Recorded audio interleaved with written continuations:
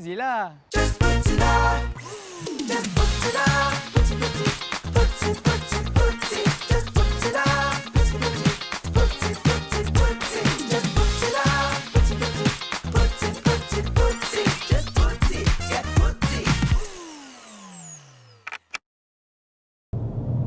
Hi everybody, welcome to Khong Driving. Today we are in an SUV. Yes, it comes from France.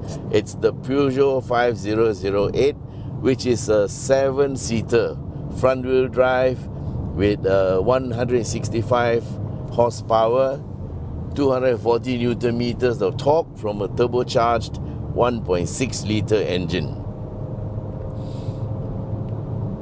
So the 5008 is the bigger brother of the 3008. The 3008 is a 5-seater, whilst the 5008 has got 2 additional full flat seats at the back. And of course this one also has a panoramic sunroof, which makes it a very nice vehicle. It is actually not a small vehicle. Yeah, this is a full C segment SUV. The wheelbase is 2840 mm, which is very long, and of course the overall length is 4670, and the height is, I think, is 1655, yeah, 1.6 meters, and also the width is 1855 mm.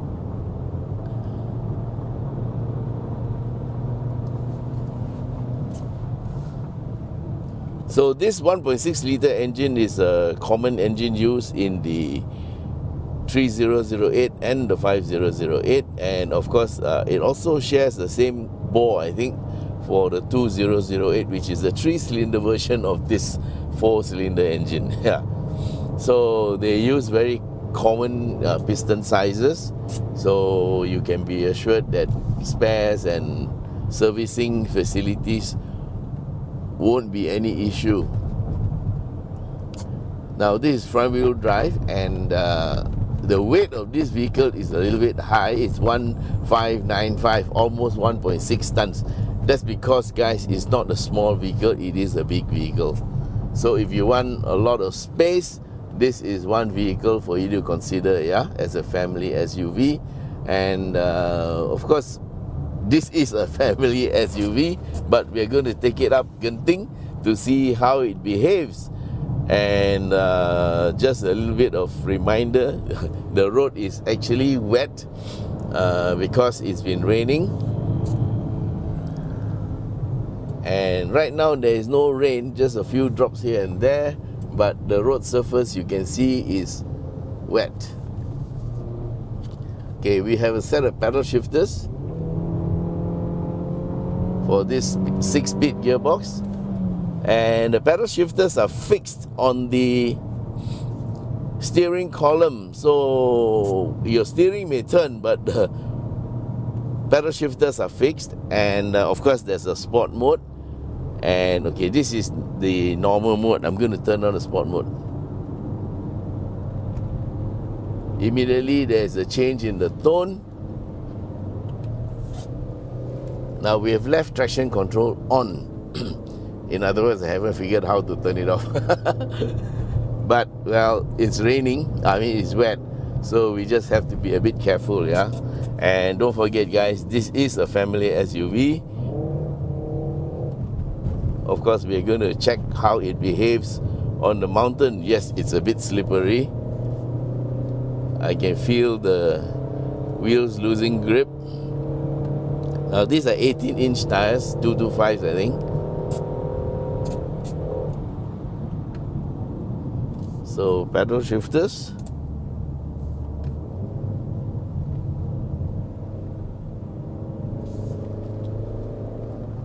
Okay, in the rain you have to be very careful with your acceleration. Always remember, acceleration in a straight line is faster than acceleration in a curve.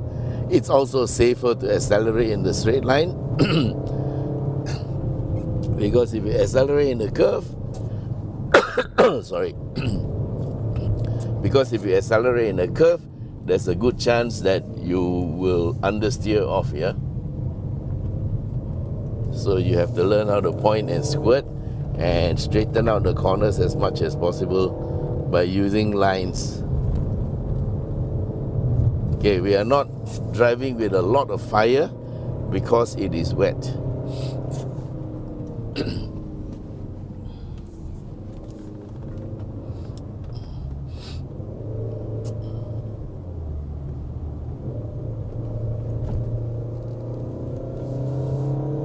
Yes, you can see the drops of rain.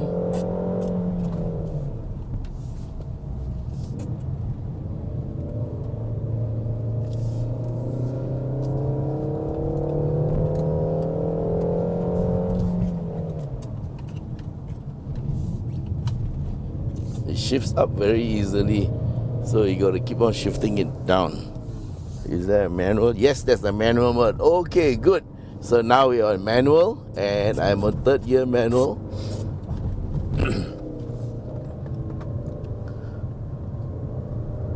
Well, I'm so glad I found a manual mode. I drove this car a few months ago, but I forgot.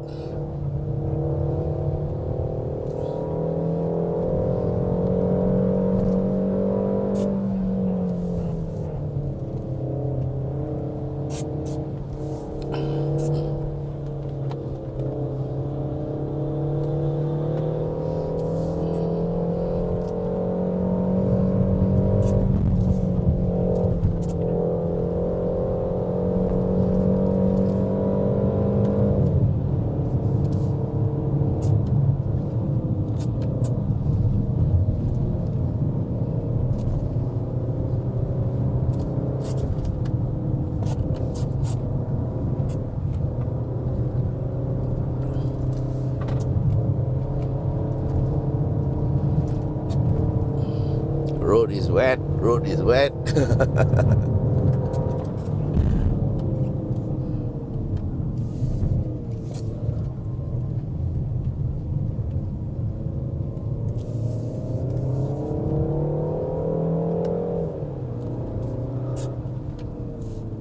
Just being careful.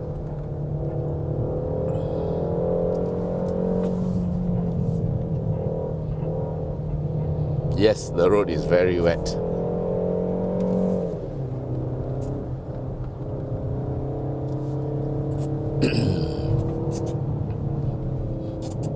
So don't forget, we have a higher center of gravity, so it is not as stable as a sedan. But having said that, this vehicle is giving a good account of itself. You have McPherson struts in the front and torsion beams at the back, ventilated discs in the front and solid discs at the back, 165 horsepower and 240 Newton meters of torque.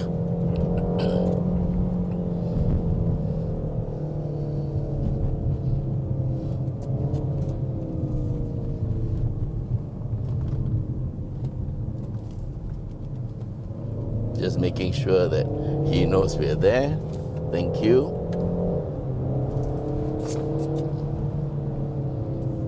Take it easy around the corners.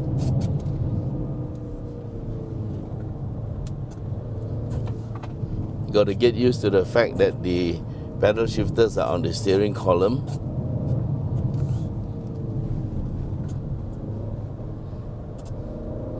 Ease it round the corners.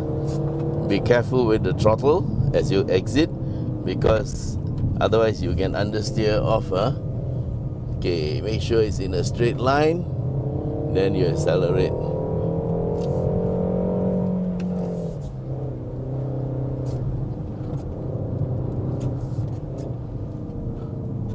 Easy, easy. There's a landslide in front, I think. Construction. Could be a landslide. Careful. Yes, a minor landslide.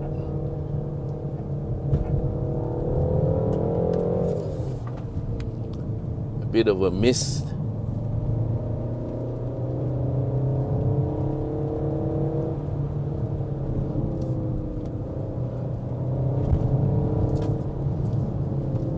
Drops of rain.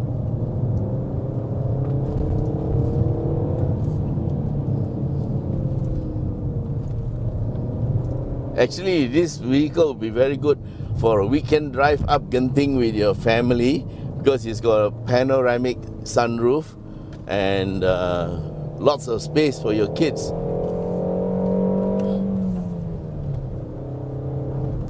And in terms of power, the 165 horsepower is good, and it's not just the 165 horsepower, but it's the 240 Newton meters of torque that comes from the turbocharged engine that helps to propel this vehicle along, so you don't feel like it's underpowered or anything. So if anything, it feels very powerful, feels very nice to drive. So you know, you have this get up and go. And of course you pay only road tax for 1.6, which is very, very cheap. And the good news is you can run RON 95. I think that's a very important point in cars today, especially with the petrol prices going up so high. RON 95, or the ability to run RON 95, is quite important.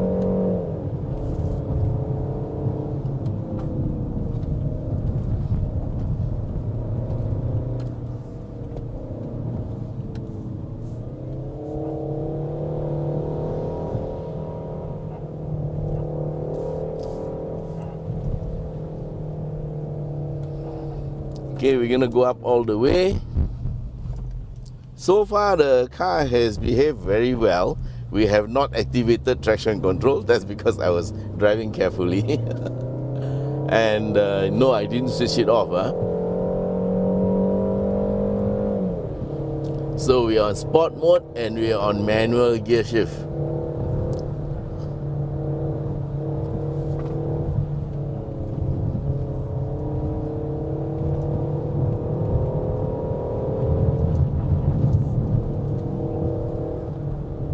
I haven't seen it shift up. Let's see. I shift down the second gear and let's see whether it will shift up by itself.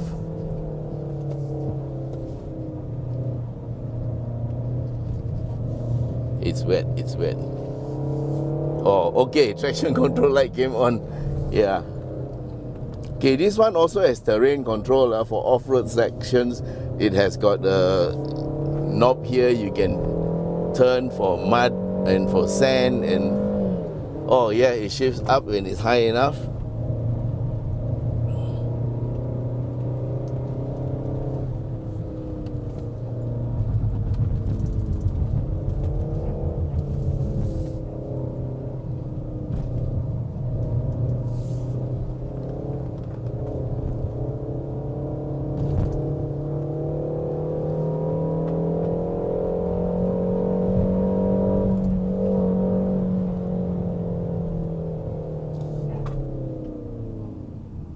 Well, so far it has behaved quite well. The brakes, not an issue, because mainly because I'm not going fast.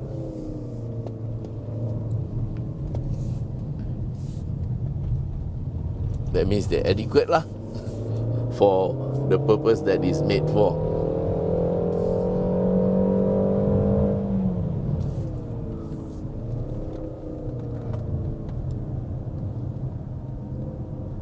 I think we have to take him on the inside.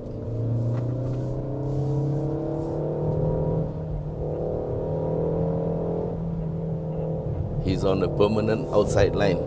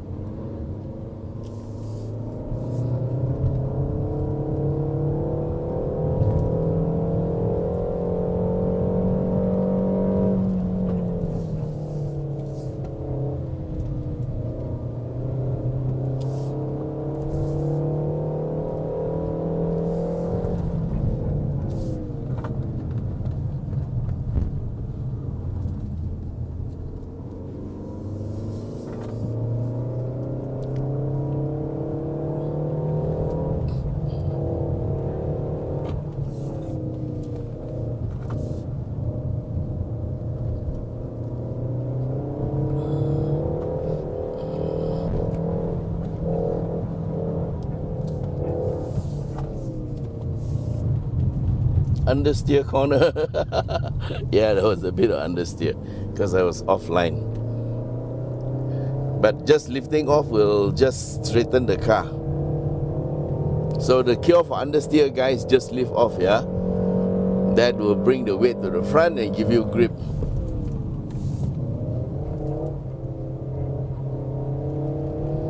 And remember, try to do all your powering when the car is straight. You can maintain throttle in a curve, but if you accelerate, there's a tendency for the car or any car to understeer.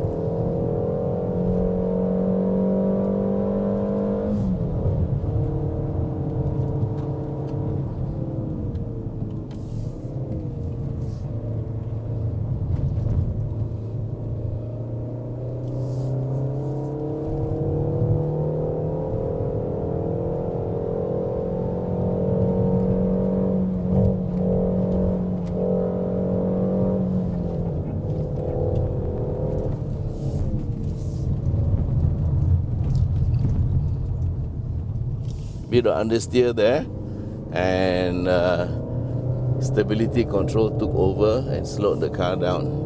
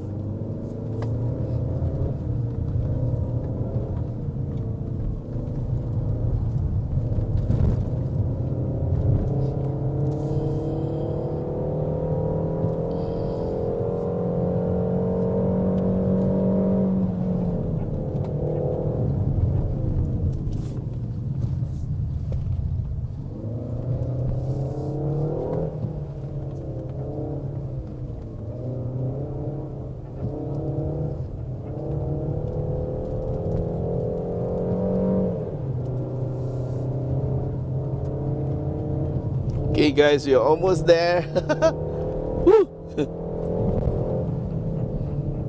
And this is the last corner. Yes, we made it up here in one piece. Yes. So how was the 5008? Well, it's a very nice SUV. It can give you a little bit of fun, but if you have this car, well, it's not one you want to take up to Genting on your own to have it out with the boys, but it'll be good for you to bring up your kids, you know, or bring your parents and your whoever your loved ones are. Take a nice leisurely drive up here and enjoy the facilities of Genting and enjoy the nice cool weather. Alright guys, so that's it for our Genting hill climb for the Peugeot 5008. This climb was a bit better than the last one we did because that one had a lot of traffic. So this one, at least we had a clear road, but there was also a wet road, and that was a bit of a dampener, but not that much of a dampener because then we get to see how the car handles when it's not dry. Okay then, so that's it guys. Thanks again for watching our video, and till we meet again, bye bye.